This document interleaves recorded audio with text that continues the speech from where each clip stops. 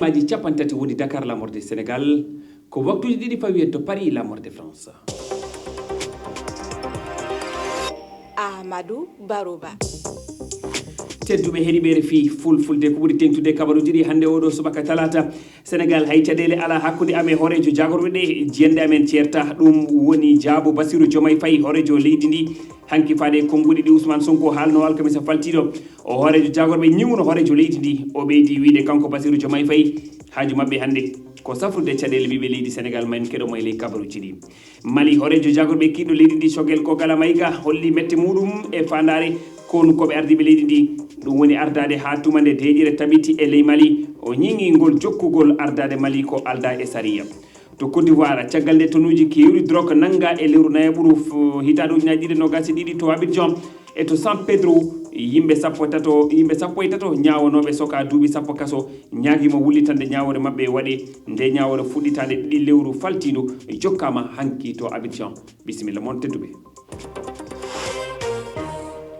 on calminama on juurama on jettama Sénégal caggal konnguɗi ɗi horejo jagorɓe yaltini alkamisa faltiɗo ñiŋuri horejo leydi ndi hanki Bassirou Diomaye Faye jaabima e wal haali o andini hay luural ala hakkude makko e Ousmane Sonko horejo jagorɓe leydi ndi o holli wonde Ousmane Sonko ko sehil makko haaju mabɓe hannde ko ittude caɗele e Sénégal naaɓe o suutiɗi konnguɗi caggal nde o jonnete hanki cimtol kaldigal ngendi walla yowittingal e banggue dawro keɗoɗen mo kanko Bassirou Diomaye Faye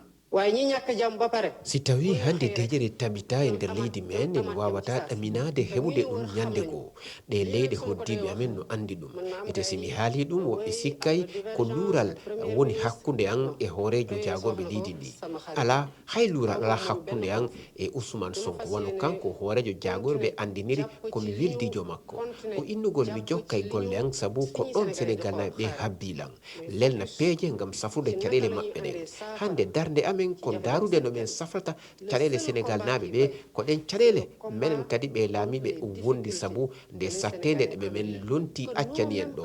ko ɗum waɗi mi inni on meɗen andi komin foti wadde kon yiyande amen no laaɓi boyi kono si a tawi ɓe lomtiɗaɓen accanima alhaali yowitiɗo e koppareji tiɗɗi ko a sembinay darde ma ka ɗaɓɓugol peeje ko ɗon Sénégal naɓe ɓen habbiɓen hande